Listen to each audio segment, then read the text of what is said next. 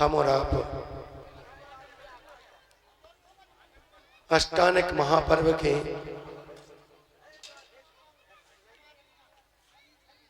पावन अवसर पर अनंत अनंत सिद्ध परमात्माओं का स्मरण कर रहे थे, अपनी विशुद्धि को बढ़ा रहे थे। प्रति समय हम अपने परिणाम कैसे विशुद्ध करें, ये हम विधान के माध्यम से क्रम से उत्तरोत्तर अपने परिणामों को बनाते हुए चल रहे थे। वास्तव में ना तो गंधोदक में चमत्कार था और ना ही सिद्ध चक्र विधान में चमत्कार था। जितना कुछ चमत्कार था वो मैना सुंदरी के परिणाम का था। जितना कुछ चमत्कार था वो उसको विधान करते समय उसकी विशुद्धि के चमत्कार थे। अगर हम भी विशुद्धि बनाए तो हमें वो चमत्कार देखने को मिले। लेकिन आचार्य भगवंत कहते हैं कि आकर्ण तोपि मई तोपि निरुक्ष तोपि नूनम न चेतसी मया वृद्धतोषि भक्त्या। वो कहते कि नाम सुना पूजाएं भी की, जिनवर भक्ति करी सदा, लेकिन भगवान यस्मात् क्रिया प्रतिफलंती न भाव शून्य। हम जो भी क्रिया करें यदि भाव शून्य है तो सारी की सारी क्रिया विधि किसी काम की नहीं है। नूनम न चेतसी वृद्धोपि स्मान। कह रहे हैं कि हे भगवान, हमने आज तक आपकी पूजन तो की है, आपका नाम भी सुना, आपकी पूजन की है, आपका नाम सुना है, लेकिन आपको कभी हृदय में नहीं बिठाया।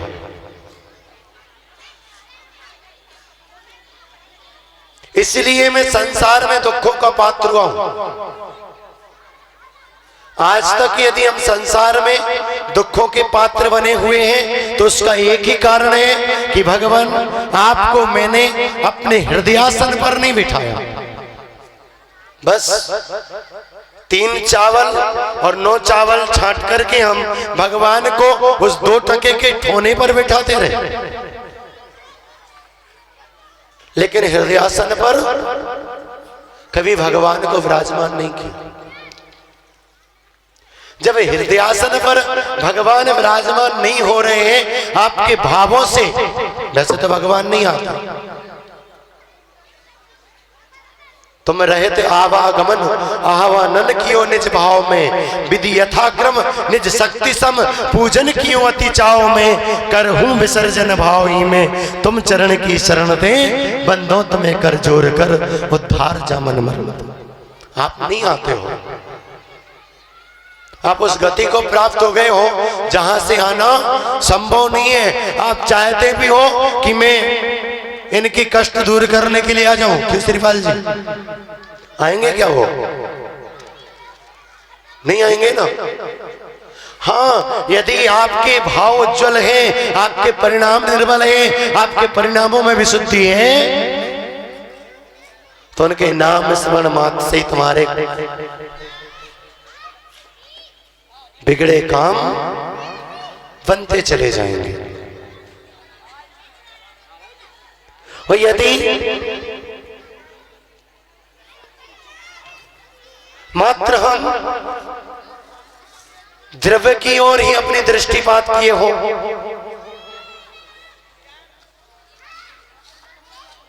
हम यही देख रहे हो कि सिर्फ ट्रांसफर करने से पुण्य लगना है, ऐसा होगा क्या? होगा ऐसा? भैया, प्रक्षाल करते करते मंदिर की प्राचीन प्रतिमाओं के नाक नक्शे घिस गए, लेकिन परिणाम विमल नहीं। थालियों में भैया जी अंदर से छेद पड़ गए, टूट गई थालियां पूजन करते करते, लेकिन परिणामों में निर्मलता नहीं आई। ये सिद्ध चक्र विधान था, आपकी उत्कृष्ट परिणाम को दिखाने का विधान था। ये वो भक्ति का मार्ग है जिसको कहते हैं कि भक्ति मुक्ति प्रदातारम। ये भक्ति क्रमशः धीरे धीरे मुक्ति को प्रदान करने वाली होती है। लेकिन भक्ति कैसी हो, उसमें भाव हो। यस्मात् क्रिया प्रतिफलंती ना भाव शून्य। यदि भाव शून्य क्रिया कर रहे हो तो आपकी क्रिया करने का कोई भी फल मिलेगा क्या? नहीं मिलने वाला। आचार्य कुमुदचंद स्वामी पार्श्वनाथ भगवान का स्तोत्र लिखते हुए कल्याण मंदिर में कहते हैं कि यस्मात् क्रिया प्रतिफलंती न भाव शून्य। क्रिया कर रहे हो, सब कुछ कर रहे हो, दूसरों के दिखावे में भी आ रहा है, बहुत धर्मात्मा हो, खूब पूजन कर रहे हो, मंदिर में खूब देर तक रहते हो, लेकिन भाव शून्य हो तो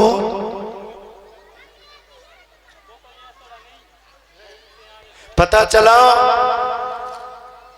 मैं तो ये देखता हूं राजू भैया, अधिकांशतः कसाएं आजकल मंदिर में निकलने लगी। बाहर में कुछ नहीं, लेकिन अंदर मंदिर के अंदर सारी कसाएं फूट फूट करके निकलने लगी। जहां पर कसाएं मंद होना चाहिए था, जहां पर मना प्रशस्तई पच्चा प्रशस्तई काया प्रशस्तई च कसाएं हानि, कि मन प्रशस्त होता, वचन प्रशस्त होते, काय प्रशस्त होता और कसायों की हानि होती, वहां पर कसायों की अधिकता हो रही। क्या कर रहे हैं हम? क्या जिन मंदिर तुम्हारी कसायों की अधिकता के लिए हैं,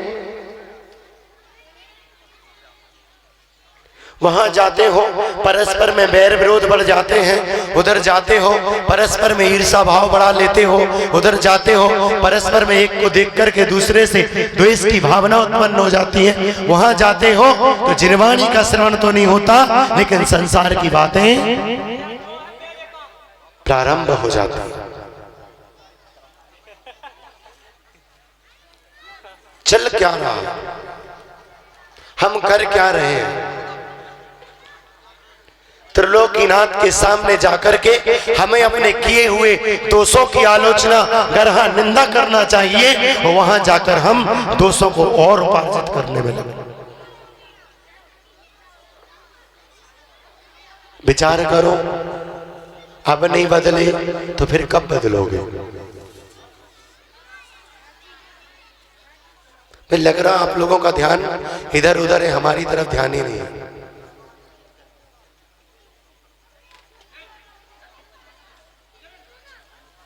भैया मैं कोई कहानी नहीं सुना रहा था,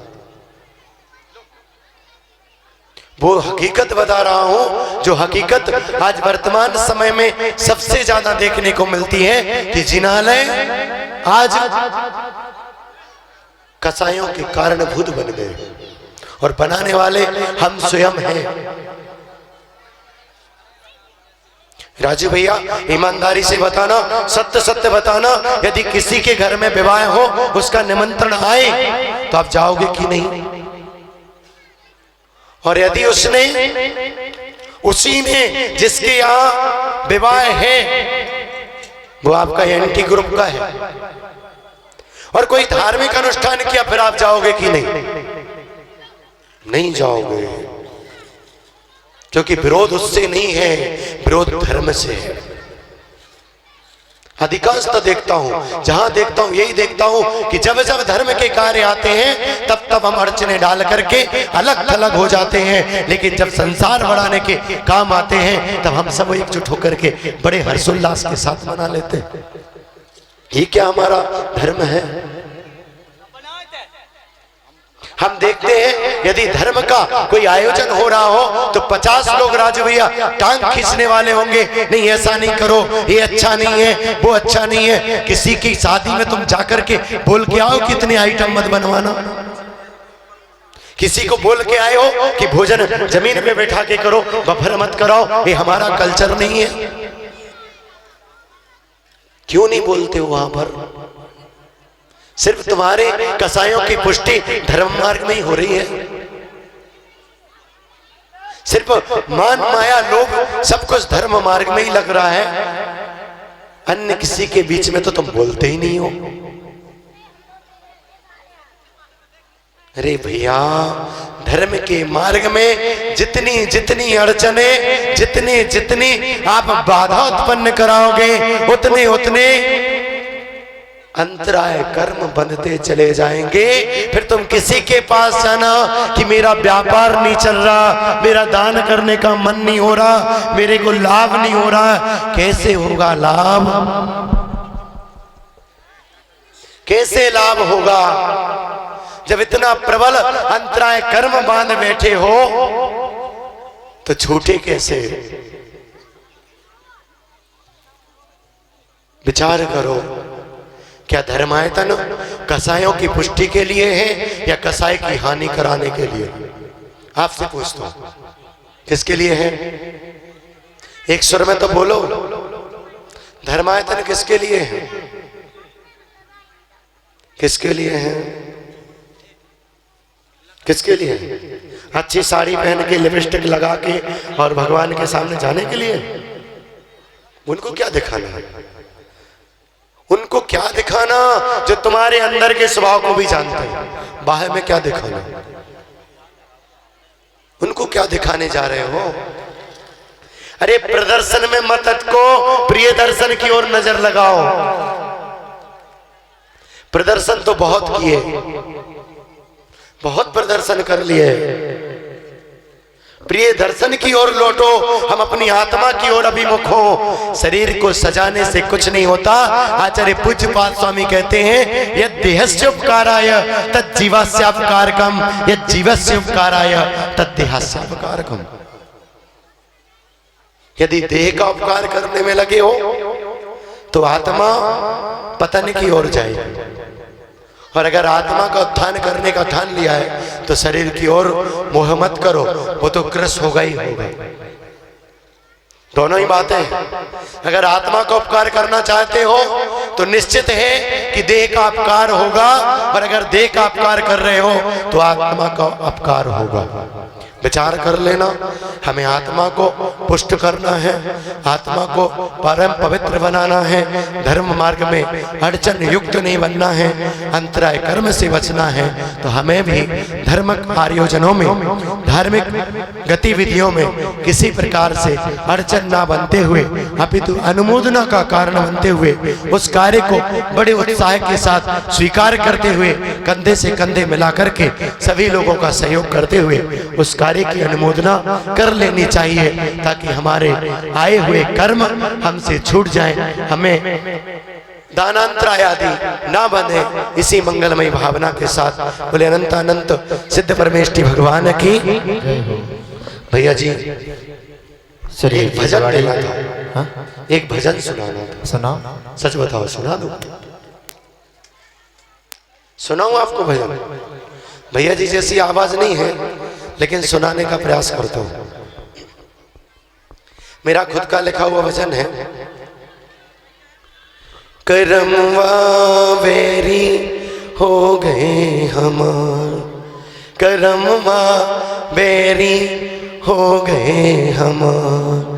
चिट्ठियां हो तो हर कोई बाँचे, चिट्ठियां हो तो हर कोई बाँचे, भाग्य न बाँचा जाए, करमवा बेरी हो गए हमार, करमवा बेरी हो गए हमार।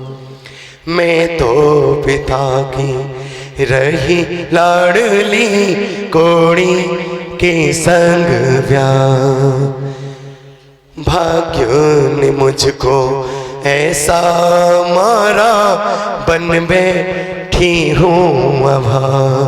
वीर प्रभु संकट हर लेना, वीर प्रभु संकट हर लेना, विनती करूं कर जोड़ करमवा बैरी हो गए हम।